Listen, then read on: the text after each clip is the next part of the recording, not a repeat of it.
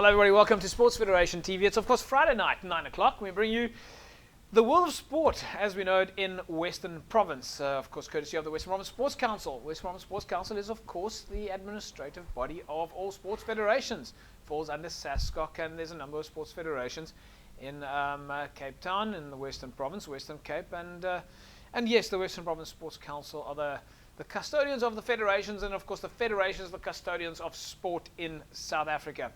So we look after as many of the federations as we can right here on Cape Town TV together with the Western Province Sports Council. I'm standing in for Elton Davids, of course.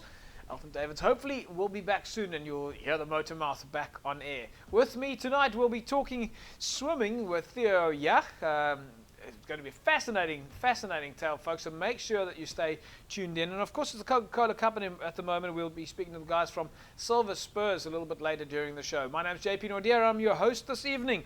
Welcome, Theo. Nice to have you on the show. Long overdue. Thanks, JP. Great to be here.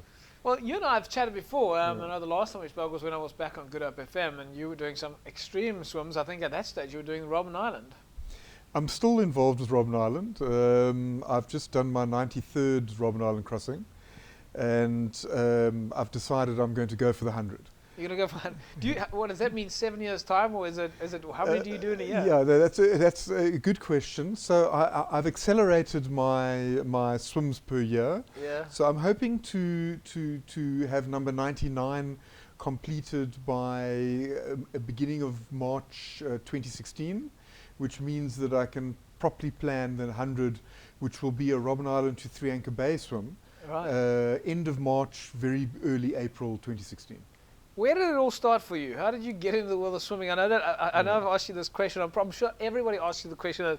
We're going to get more into the meat of your story, but where did it all start for you? I mean, were you a swimmer when you were a kid? Well, I think genetics plays a part. My late father, Solly, was one of South Africa's champion swimmers in the late 40s, early 50s, and went to the Olympics for water polo in 1952, representing South Africa. My older brother Derek was the Africa English Channel record holder, having swum the English Channel in a record time in 1987. What's a record time? He did it. Well, it was the Africa record, so it was 9 hours 48 at 9 that hours. time. Just 9 hours. Yeah, and that's pretty quick, even by today's standards.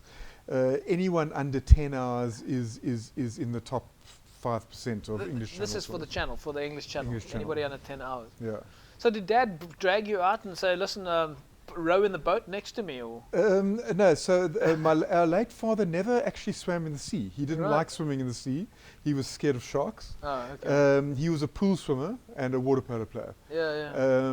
So, at a very young age, he handed us over to a swimming teacher. Yeah. And who in fact, the most peculiar thing about her is that I remember her threatening to pull my brother's teeth and my teeth out if we didn't swim properly.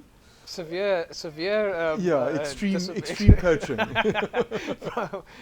And lo and behold, we ended up swimming in a straight line. She didn't actually pull any teeth out, did she? She didn't, but she had the pliers on the diving board at the time.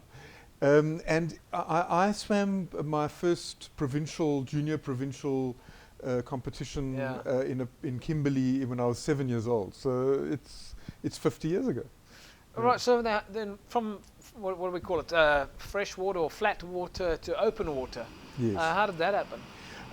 So in around the late 70s, I had kind of retired. Early 80s, my last water polo Currie Cup was 1981.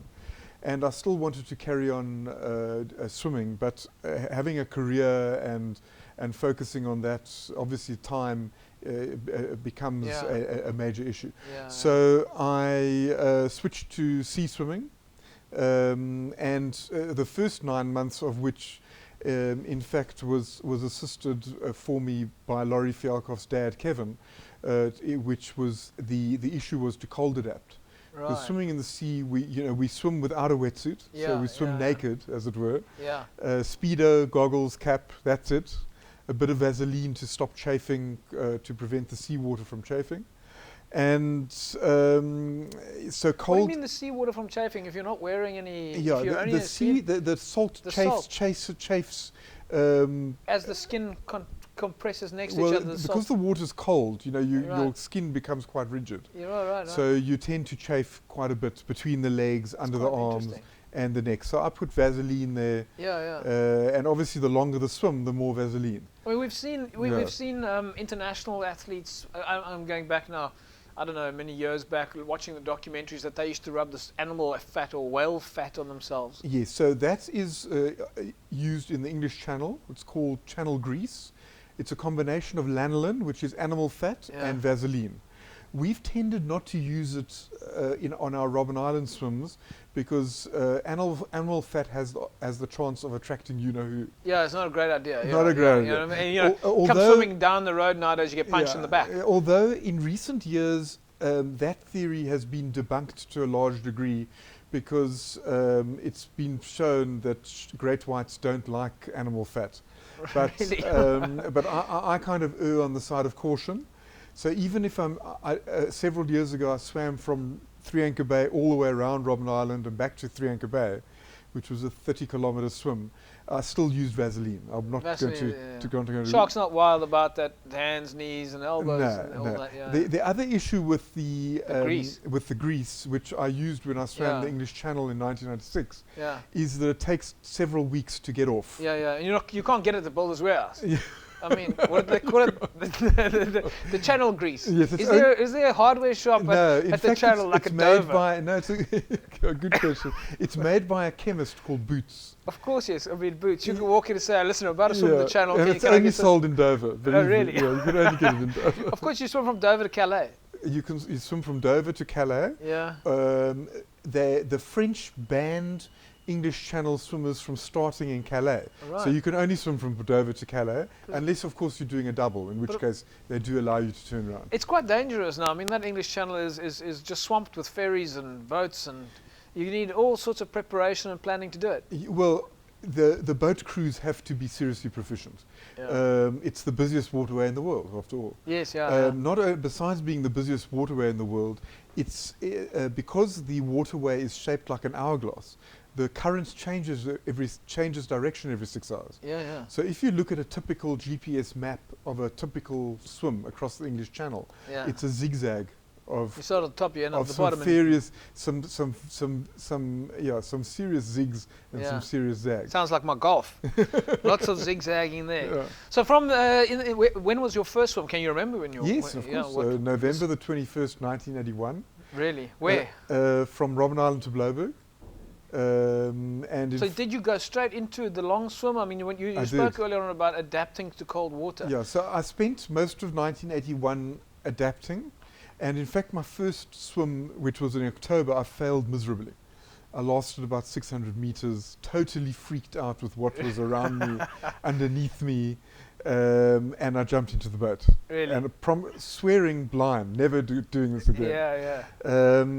I also had the opportunity before my first swim, which probably motivated me quite a lot, was meeting my wife Michelle for the first time. And only years later, we'd been married about 15 years. We've now been married 30 years. We've been married about 15 years. She said, you know, Theodore, I have something to tell you. After you told me that you were training to do a Robben Island swim, she said, I said to my friends, I'm not sure about this Yach. I think he's a bit delusional. He's a little bit touched. He thinks he's swimming to Robben Island. Well, you must understand. It was And she still went out with you. she still. Maybe still did. she needs, Maybe. you know. In those days, it was aberrant behavior. Yeah. You know, it it was, you know, people looked at you seriously askew. But no, in when those days, of course, there were still prisons on Robben Island. There were. Did you have to deal with certain protocol matters? In fact, today we deal with the same protocol. We still need permission to swim to Robben Island and to Yeah. land at Robben Island. Obviously now it's a national heritage site, so they need to monitor who's coming and who's going. But yeah, it's a lot more relaxed. In those days, and we used to be met at Robben Island with guards with AK-47s or Yes, in those days R1s. Or ones. So it got a bit tense from time to time if the requisite permission hadn't come down the line to the guards. Let's go back a step here. You spoke earlier on about the friends, our big white friends in the Yeah. ocean. I mean, there's so many of you guys that are doing this extreme, these extreme challenges, the likes of Rian Manser and David Greer and Lewis Pugh. Most of it seems to be done with some sort of conservation in mind. Absolutely. You know, the reality is, in terms of great whites, the horrifying statistics are, with sharks in general, Yeah. is that tragically, on average, 10 to 12 humans get taken by great whites around the world and killed every year. On the other side of the coin, upwards of 60 to 70 million sharks needlessly get slaughtered Yeah. around the world. I mean, you can't eat a shark. It's got chemicals and things in it which make you extremely ill. Yeah. They use the shark fins for soup, And so on, yeah. which in fact is starting to, the conservation angle is starting to gain traction. But you know, the reality is we slaughter these animals needlessly. Yeah. And in fact, you know, on land, obviously Cecil the lion comes to mind. Which is Cecil the lion has just turned into an absolute tragedy. And you know, South Africa, fortunately, in recent decades, has the most advanced shark conservation laws in the world. Really? So our sharks are reasonably safe. So Unlike Australia, where they still cull great whites. So, talking about the great whites, have you had any encounters? Everybody must ask you that question. You're I've swimming along the ocean. had two encounters. It's not your territory. No, it's not. It's absolutely not. And the rationale is, if a great white arrives, the swimmer gets out the water in a hurry. So in 1994, I had a great white in the area quite close to me, and I had to abort my swim from Camps Bay to Robben Island. Are you allowed to get back in the water No. if you abort? No, that's the end of that. End of that. Come back tomorrow. Okay, come back tomorrow and start again. Start again. Start all that carb loading. Yeah. And then back in 1988, I was swimming from Three Anchor Bay to Robben Island and back. Yeah. And I was 400 meters from Three Anchor Bay on my return swim. And bizarrely, we've never seen a hammerhead since, but a hammerhead followed me straight into Three Anchor Bay. Fortunately, I had the A-team of boat crews, Peter Bales, Eddie Cassar, on the boat. And Eddie Cassar. Yes. Eddie Cassar. And Eddie's been around a long time. They just told me, so I get this message, I've been in the water for 6.5 hours already, and I get this message from Peter Bales, it's time to sprint the last 400 meters. So, yeah. Folks, we're talking to Theodore Yach, extreme swimmer, been around the world and has broken numerous records, and he's heading for 100 swims to Robben Island. We're going to continue our chat with Theo and find out more about his book, In My Element, in a couple of minutes' time. We're going to take an ad break. Make sure you stay tuned. It's a fascinating conversation about extreme swimming and open water swimming here on Cape Town TV. This is, of course, Sports Federation TV. I'm JP Nordia, your host for the evening, and we'll be back in a sec.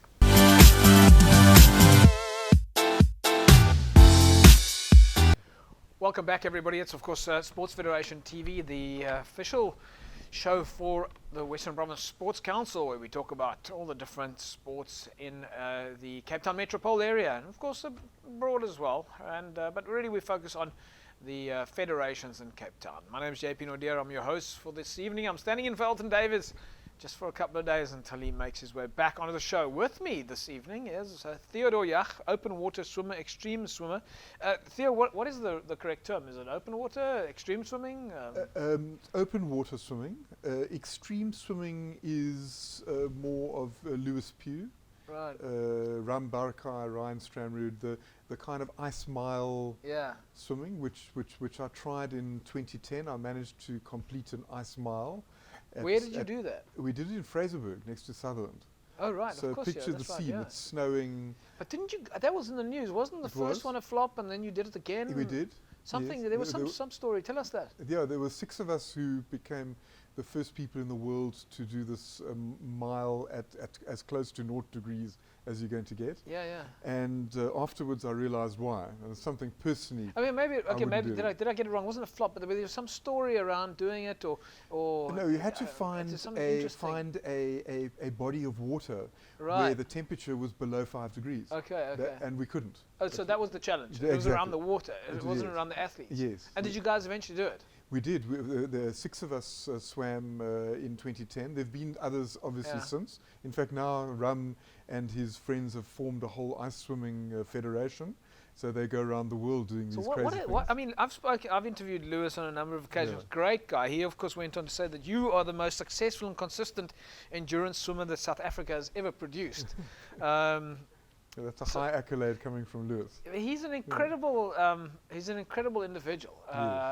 He seems to have his moral compass pointed in the right direction, which is not something I can necessarily say about all extreme athletes out there. I sometimes wonder if it's not all about the book deals and the TV publicity, but it must be nice getting that sort of compliment from Lewis. Absolutely. Lewis is an amazing guy, and if you take Lewis as a whole individual, he's succeeded in many areas of his life. So yes. Why do they do it? I mean, this extreme swimming, I know that it started off probably with a bit of a test between Lewis and Tim Noakes, and they put thermometers in all the wrong orifices to make sure that it became a very successful science experiment. No, I mean, without speaking for Lewis, I mean, he does it for the conservation side, unashamedly. And on the other side of the coin, I think the guys who formed the Ice Swimming Association are trying to actually turn it into a sport. Right. Whether they're going to succeed, I think, knowing what I went through after the 37 minutes it took me to do that ice mile, physically and mentally to recover, I would personally question whether that is a sport and whether it has traction because of that. Yeah. But they've certainly seemed to be growing around the world. They had an event in Russia. I think there's one in Europe coming up. There's another one coming up in South Africa. So it's interesting, but it's certainly not for everyone. Well, it might not be on ESPN, but it'll be on Discovery. It'll be on Discovery. I mean, I think I'm pretty well cold adapted. Yeah. And if you're not cold adapted, you can die. Yeah. Simple as that. Dangerous stuff. Hypothermia kills. Talking about the conservation aspect, we've got a little video here, folks, where Theo tells us something more about the importance of conservation. Let's take a look.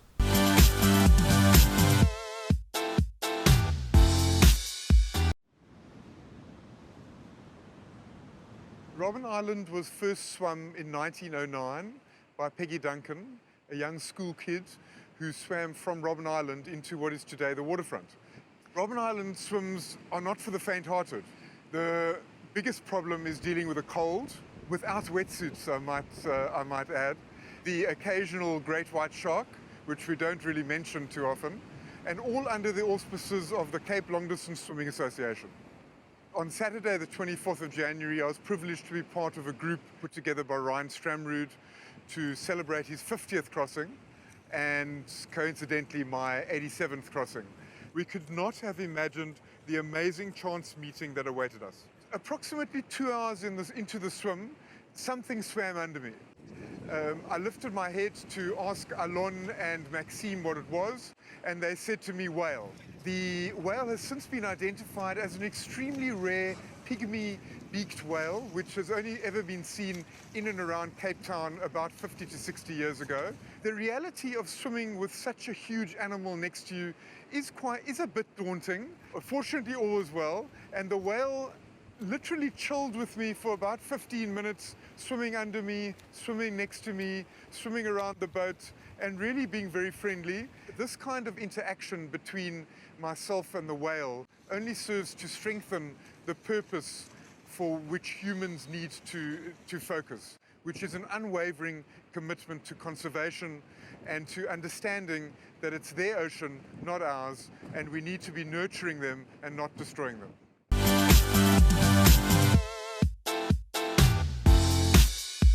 Sports Federation TV, folks, on behalf of the Western Province Sports Council. Theodore Yach is on here with me right now. Theo, you're swimming with the whales. You're not just the thing that we may not mention. How did this come about? You were swimming, and just tell us about the whale story. Yes, as I mentioned, Ryan Stramrud was swimming his 50th Robben Island crossing. Yeah. And so there were about 12 of us in the water that day. And we were just lucky, you know. This whale. Did he stay with you all the way? Whale surfaced next to me, swam with me for about 15 minutes, going under me, swimming next to me, spy hopping as they do, and gave the boat crew a real show. I can imagine. Yeah, which is fantastic. Yeah, you've written a book. I see you've got Open Water Swimmer there as well, but your book, In My Element, it's quite a hefty publication.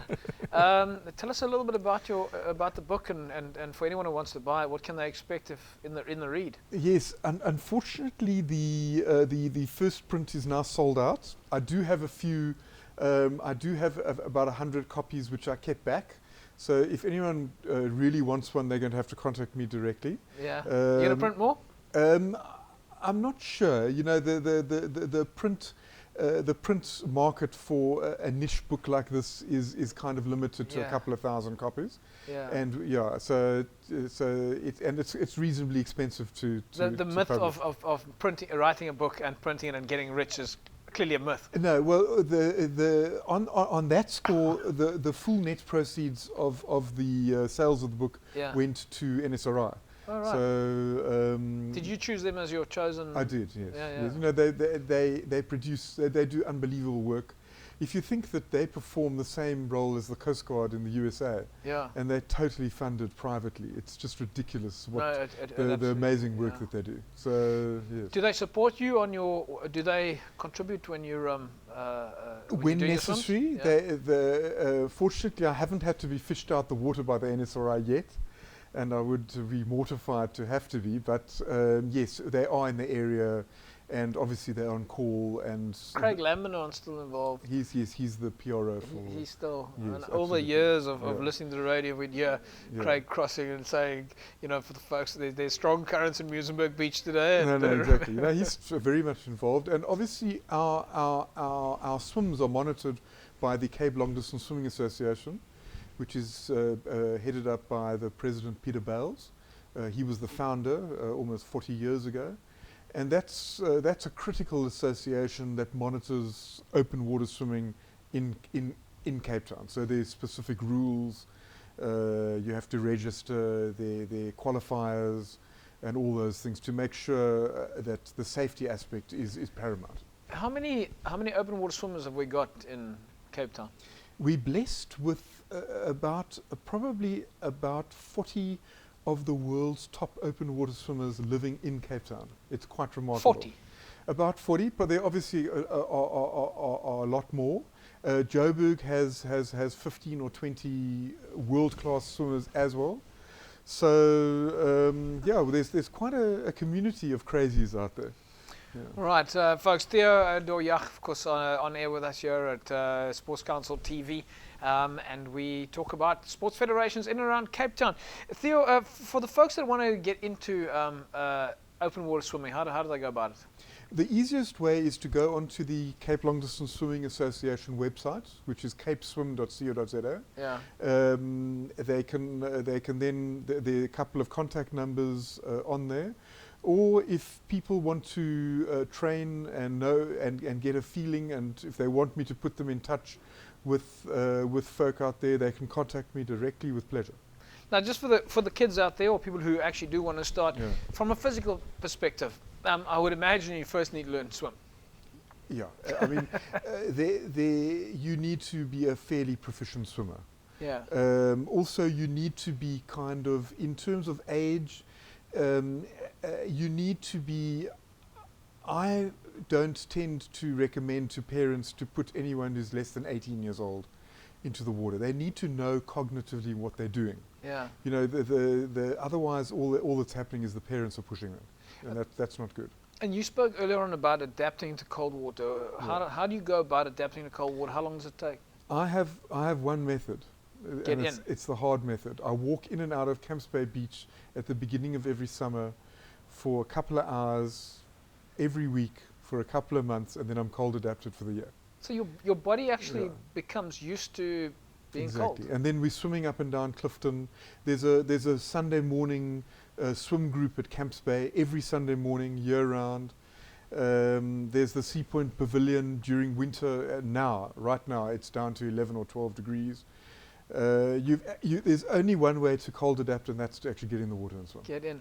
What about from a lifestyle point of view, nutrition and additional exercise? Yes, So that's do you need been to go to the gym? Do you been a fantastic 30-year evolution for me. So back in the day, I was chugging down chicken sandwiches and Yeah. biscuits and Coke and chocolates. I've totally evolved. You're not now. You're banting. No, I'm not banting because you need the carbs. Yeah. But my weight's dropped. I've increased my speed.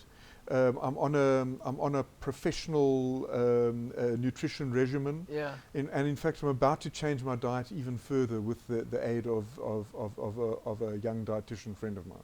So in this sort of swimming, I mean, being sort of it's an endurance sport. Are you concentrating on protein during the week, high protein, to make sure that, and I suppose you're probably consuming quite a large amount of fats. Yeah, it's a fair amount of fat, protein, and as little carbs as possible, basically. Yeah. And I've also learned to have those extra couple of meals per day instead of just breakfast, lunch, and supper. That helps a lot. So nuts and dried fruit and that type of thing. I'm an asthmatic, so I'm allergic to things like gels because of the preservatives and glutens that go into that stuff. So I have to be quite careful what goes into the mouth. When is your next swim? I'm hoping for mid-August. I'm at the moment. I've been on a 2-month, quite a rigorous program to strengthen my legs in the gym because I'd like to go a bit quicker. For the next 7 Robben Islands. So yes, I'm hoping for mid-August. Mid-August. Theo, thank you for joining us here at Sports Council TV. Yeah. It's a privilege chatting with you, as it always is. And we're hoping that, what did we say? April 2016, we've got 100 in the bag. Please go. Will you be the first one? I will be. Anyone going to give you a medal? I mean, there's no Olympics for this. Yes, there's no Olympics, but the Long Distance Swimming Association recognises obviously these feats. So yes, but you know it's very personal on the one hand.